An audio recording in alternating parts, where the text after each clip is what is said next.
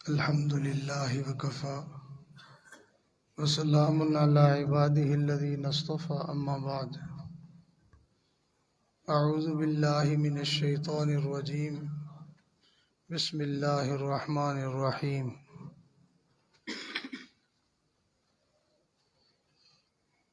آواز جب سے اسپیکر چلنے لگا اوپر نیچے کرتے جا رہے ہیں، اس کو روک دیں۔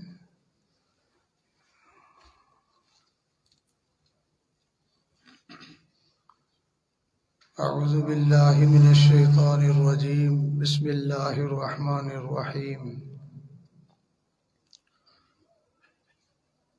ومن يتق الله يجعل له مخرجا ويرزقه من حيث لا يحتسب ومن يتوكل على الله فهو حسبه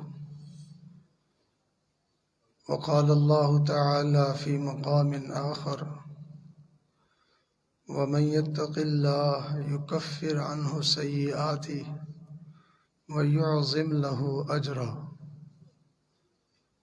صدق الله العظيم سبحان ربك رب العزة عما يصفون وسلام على المرسلين والحمد لله رب العالمين اللهم صل على سيدنا محمد وعلى آل سيدنا محمد وبارك وسلم اللهم صل على سيدنا محمد وعلى آل سيدنا محمد وبارك وسلم اللهم صل على سيدنا محمد وعلى آل سيدنا محمد وبارك وسلم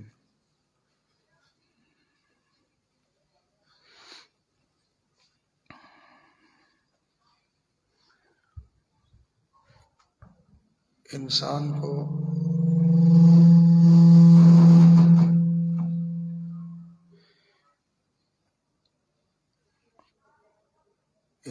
کو تخلیقی طور پر کوئی فضیلت حاصل نہیں ہے۔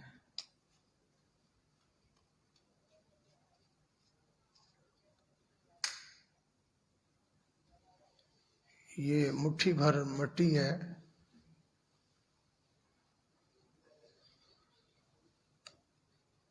اور اپنی اصل کے اعتبار سے لڑائی جھگڑے کرنے والا اور ڈنکا فساد کرنے والا، خون خرابہ کرنے والا، بلکہ علماء نے لکھا ہے کہ ایک چیر پھاڑ کھانے والے درندے کی طرح ہے۔ اس کی اپنی اصل اوقات یہ ہے۔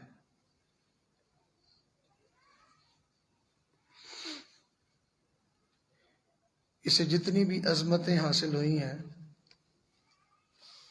اسے جتنے بھی شرف حاصل ہوئے ہیں، اور اس کو جتنی بھی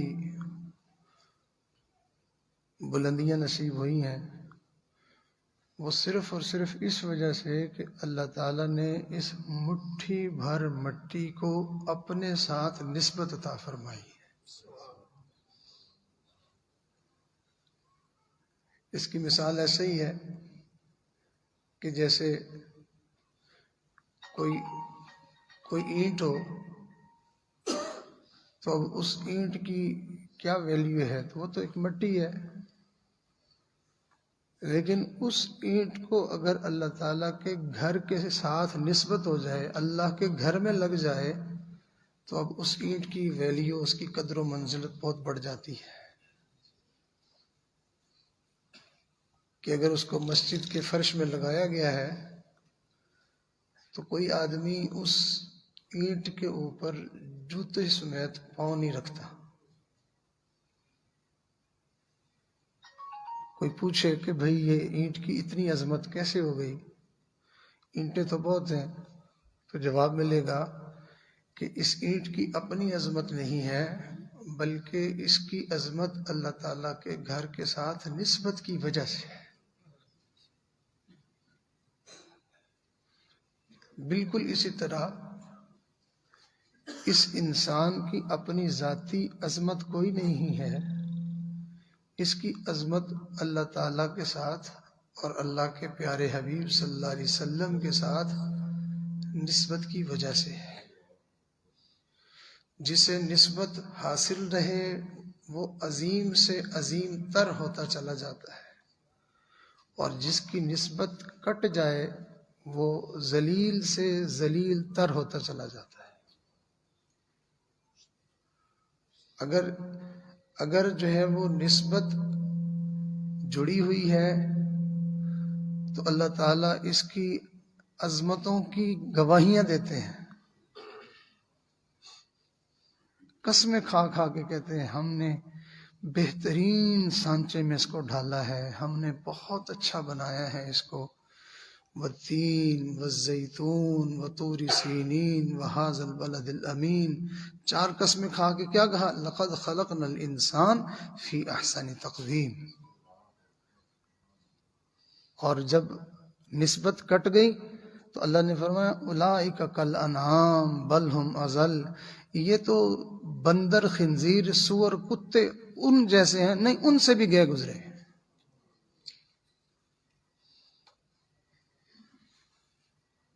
تو یہاں سے اندازہ ہوا کہ انسان کو جو بھی عظمت نصیب ہوتی ہے وہ کس وجہ سے؟ توجہ فرمائیے، کس وجہ سے؟ اللہ تعالیٰ کے ساتھ نسبت کی وجہ سے۔ اور انسان کو اللہ رب العزت کے ساتھ جو نسبت نصیب ہوتی ہے وہ 2 چیزوں کے ساتھ ہوتی ہے۔ پہلی چیز ایمان ہے، اور دوسری چیز نیکی تقوی ہے۔ جس انسان کو اللہ تعالیٰ کے ساتھ ایمان کے ذریعے سے نسبت حاصل ہو گئی وہ انسان بڑا قابل قدر ہے، وہ بڑی شان والا ہے، وہ بڑی عظمتوں والا ہے، اس کا مقام بہت بلند ہے، اس کا درجہ بہت اونچا ہے۔ اور جس آدمی کو پھر ایمان کے بعد نیکی نصیب ہو جائے، تقوی نصیب ہو جائے، تو وہ ترقی کرتے کرتے کرتے کرتے اس درجے پہ چلا جاتا ہے، اللہ کہتے ہیں یہ میرے بندے کے ہاتھ نہیں ہیں، میرے ہی ہاتھ ہے، یہ میرے بندے کی زبان نہیں ہے، میری ہی زبان ہے، یہ میرے بندے کی آنکھیں نہیں ہیں، میری ہی آنکھیں ہیں۔ انسان کو نیکی اور تقوی کی وجہ سے اتنی بلندی نصیب ہو جاتی ہے۔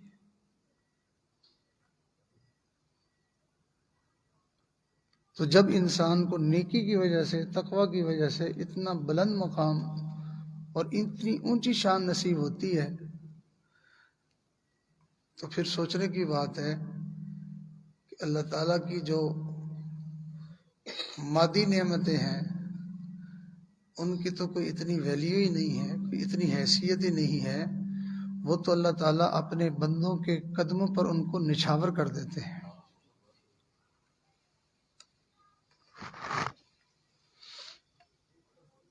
اصل میں عظمت مہمان کی ہوتی ہے، جتنا مہمان عظیم ہوتا ہے، عظیم سے عظیم تر ہوتا ہے، اسی قدر اس کے لیے آؤ بھگت زیادہ کی جاتی ہے۔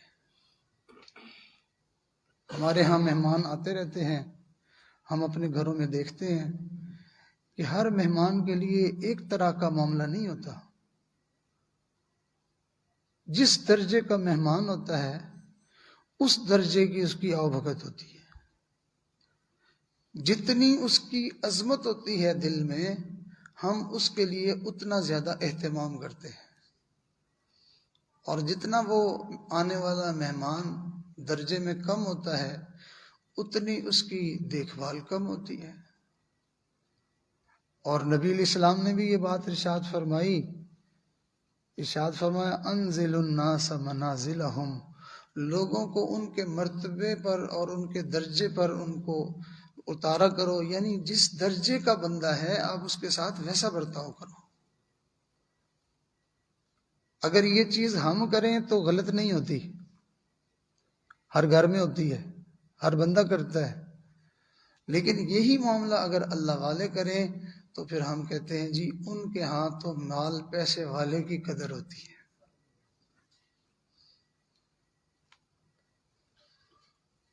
چنانچہ بہت سارے بزرگوں کے اوپر، اللہ والوں کے اوپر یہ اعتراض لگتا رہتا ہے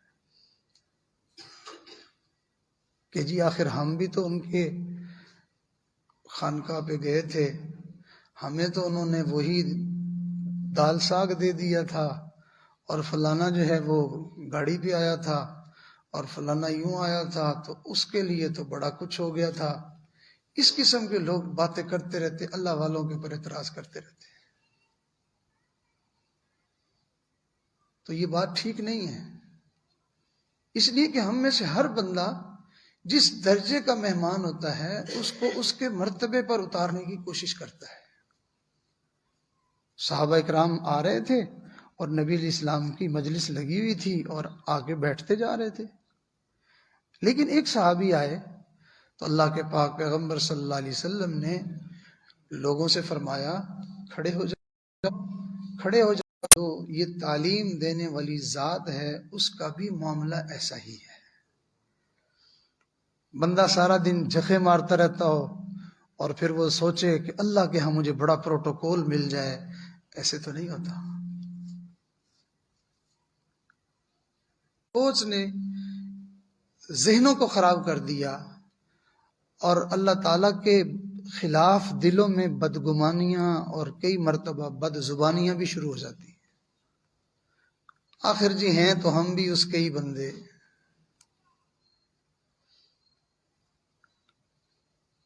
تو ہم بندے اگر اس کے ہوتے تو اس کے بندوں کی طرح ہم زندگی گزارتے۔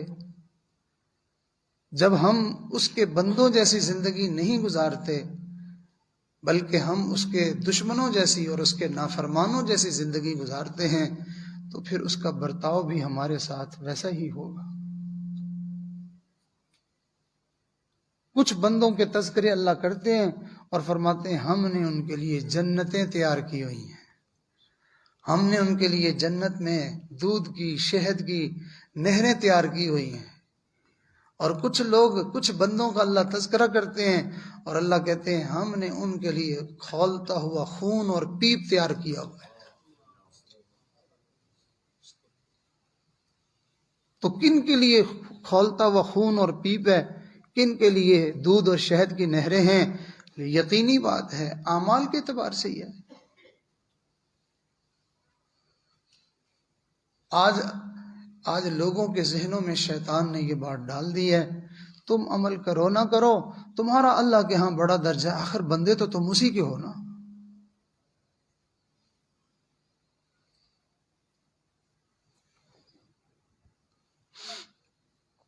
تو انسان کو اللہ رب العزت کے ساتھ نسبت جو نصیب ہوتی ہے وہ کس وجہ سے ہوتی ہے؟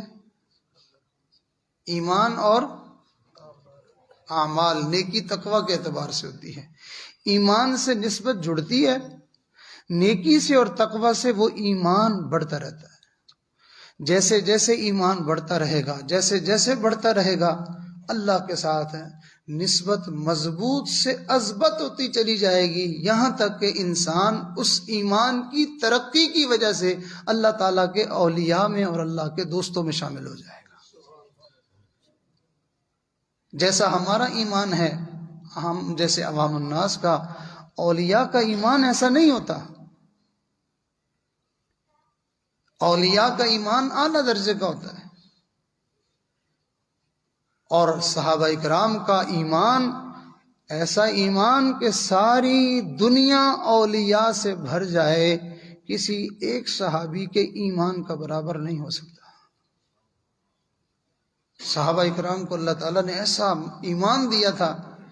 اب یہ کہ اللہ نے صحابہ اکرام کو مثالی ایمان دیا تھا۔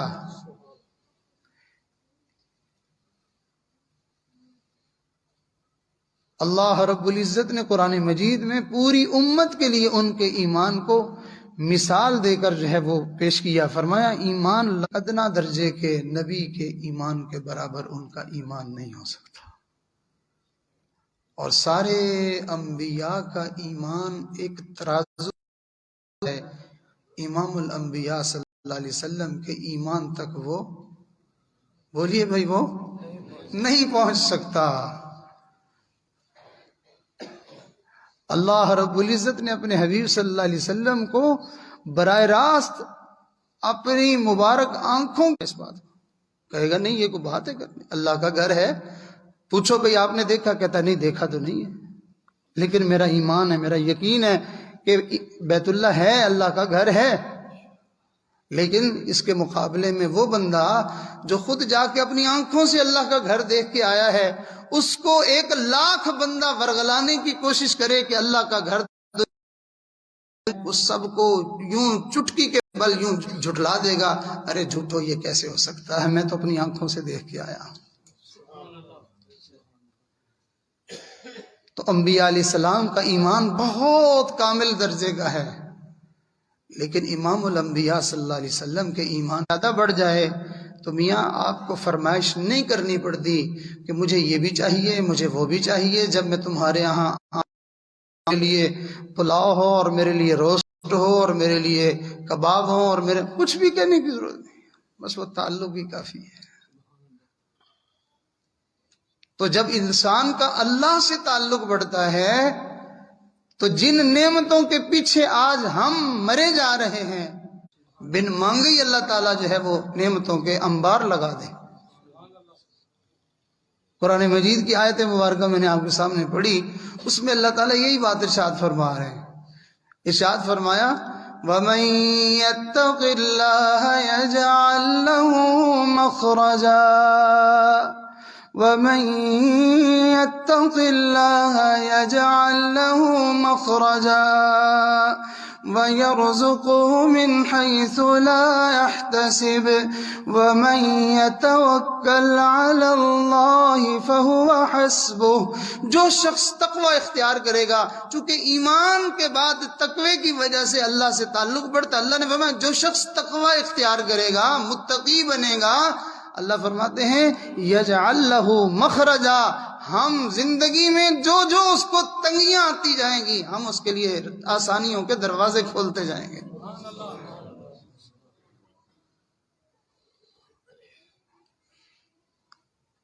ایک آدمی کا تعلق ہوتا ہے فلانی جگہ چلے جانا اور وہاں سے آپ کو فلاں گاڑی مل جائے گی اور پھر یوں کر لینا، پھر رکشے پہ بیٹھ جانا، پھر کرتے کرتے یہاں تک کہ وہ گلی میں پہنچ جاتا ہے تو آپ اب بھی اس کو صرف جو ہے وہ ہدایات ہی جاری کر رہے ہوتے ہیں، باہر نکل کے وہ دیکھتا جائے گا کہ وہ سارے رستے ہم خود ہموار کرتے چلے جائیں گے۔ ہم میں سے ہر بندہ یہی کچھ چاہتا ہے، کاروبار میں مسئلہ آئے اللہ حل کر دے، اگر میرے صحت کا مسئلہ آئے اللہ حل کر دے، اگاہت کو پورا کرنے کا جو دروازہ ہمیں دیتے ہیں، جو راستہ ہمیں دیتے ہیں، ہم میں سے اکثر لوگ وہ راستہ اختیار نہیں کرتے۔ ارشاد فرمایا رستے بھی ہم آسان کر دیں گے، ہر تنگی سے نکلنے کا رستہ بنائیں گے، اور پھر رہ گیا معاملہ کہ تم رزق کے معاملے میں تم بڑے پریشان ہوتے ہو، بڑا تمہیں مسئلہ بنا رہتا ہے، تو اللہ تعالیٰ تو جانتے ہیں بندے کے مزاج کو، طبیعت کو۔ پہلے فرمایا ہر تنگی سے نکلنے کا رستہ بنائیں گے، پھر ساتھ ہی کہا وَيَرْزُقُهُ مِنْ حَيْثُ لَا يَحْتَسِبُ، ایسی ایسی جگہوں سے تمہارے لیے رزق کا ہم بندوبست کر دیں گے، جیسے بندہ اپنے دوست کو کہے میاں پریشان ہونے کی بات نہیں، میں ایسی ایسی جگہوں سے تمہارے کھانے کی دعوت کا انتظام کروں گا کہ آپ بالکل بے غم ہو جائیں، بے فکر ہو جائیں، سارا جو ہے وہ سلسلہ دیکھنا کیسے بنتا جائے گا، خود بخود کھانے تمہارے پاس پہنچ جائیں گے، میں نے بندوں کے ذمہ لگا دیا ہے۔ اللہ فرماتے ہیں میرے بندے ساری زندگی تمہارے کھانے پینے کا، تمہارے رزق کا معاملہ ہم ایسی جگہوں سے انتظام کریں گے، من حیث لا یحتسب، تمہارا گمان بھی وہاں نہیں پہنچ سکتا، تمہارے وہم و گمان میں، خواب و خیال میں بھی بات نہیں ہوگی، ہم وہاں سے تمہارے لیے رزق کے دروازے کھول دیں گے۔ اب ہم یہ چاہتے ہیں کہ ہمارے لیے آسانیاں ہو جائیں، ہم یہ چاہتے ہیں کہ ہمارے لیے رزق کے، لیکن ہم ساتھ میں گناہوں والی زندگی اور اپنے نفس کے جو مزے ہیں وہ بھی کرنا چاہتے ہیں۔ اللہ نے فرمایا یہ نہیں، ایسے نہیں، یاری لگانی ہے تو پکی پکی لگاؤ۔ وہ کیا یاری ہے؟ ماننا اور کہنے کو موڑ دینا یہ تو دور کی بات ہے، بندہ اپنے دوست کے جذبات کو سمجھنے کی، اس کی منشا کو اور اس کی چاہت کو سمجھ کر اس کو پورا کرنے کی کوشش کرتا ہے۔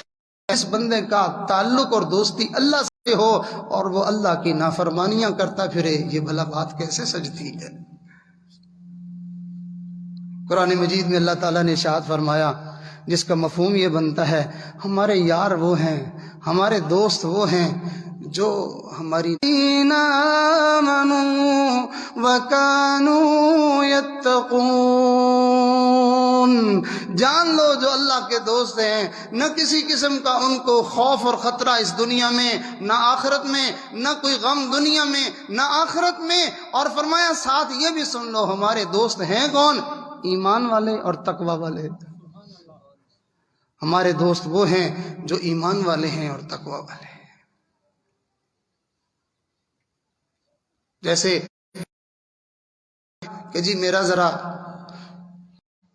کسی کے ساتھ کلیش تھوڑا چل رہا ہے تو آنے کو تو کوئی نہیں مسئلہ، میں آ جاتا، لیکن چونکہ وہ بھی اس علاقے کے قریب ہی رہتے ہیں تو مجھے خطرہ ہے کہ بھئی کہیں اونچ نیچ نہ ہو جائے، تو وہ بندہ ذرا اثر رسوخ والا تکڑا ہوتا ہے اور کہتا ہے میاں بے غم ہو کیا ملے، لیکن مومن اپنی زندگی میں تقوی کو اختیار نہیں کرتا ہے۔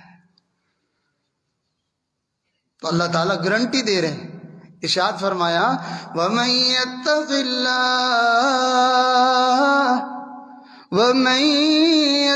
اللَّهَ يَجْعَل لَّهُ مَخْرَجًا وَيَرْزُقْهُ مِنْ حَيْثُ لَا يَحْتَسِبُ، اور رزق دیں گے ایسی جگہوں سے جس کا اس کو گمان بھی نہیں ہوگا۔ بس صرف اتنا کرو کہ تم تقوی اختیار کر لو۔ تقوی کس کو کہتے ہیں؟ تقوی کس کو کہتے ہیں؟ ہم نے اس چیز کو سمجھنے کی کوشش کرنی ہے اور تقوی کو اختیار کرنے کی ہم ابھی سے نیت کر لیتے ہیں۔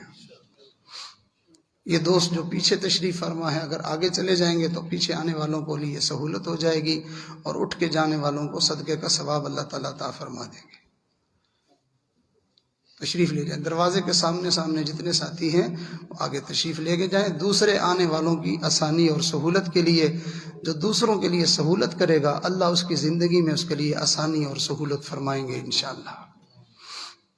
دروشی پڑھی اللہم صلی علی وسلم۔ اور یہ جو درمیان کا خلا ہے ساتھی کوشش کر کے قریب ہو کے اس خلا کو پر فرما لیں۔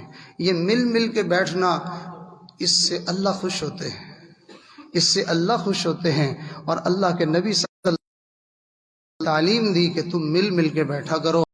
صحابہ اس بات پر ایسے عمل کرتے تھے کہ روایات میں ہے کہ صحابہ اکرام بیٹھے ہوتے تھے، اگر ان کے اوپر چادر ڈال دی جاتی تو وہ اتنے مل کے بیٹھے ہوتے تھے کہ چادر کے اندر خم کی کوئی گنجائش نہیں رہتی تھی۔ تو ہم بھی صحابہ اکرام کی سنت اور عمل کرتے، کمرے میں کوئی آنکھ اس کو دیکھنے والی نہ ہو، اللہ کا خوف اس کے دل میں ہے، وہ انسان کسی غلط کام کو کرنا تو دور کی بات ہے، اس برائی کا تصور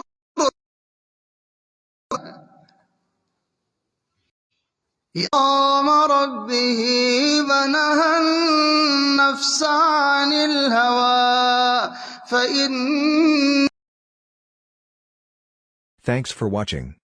Subscribe for more content.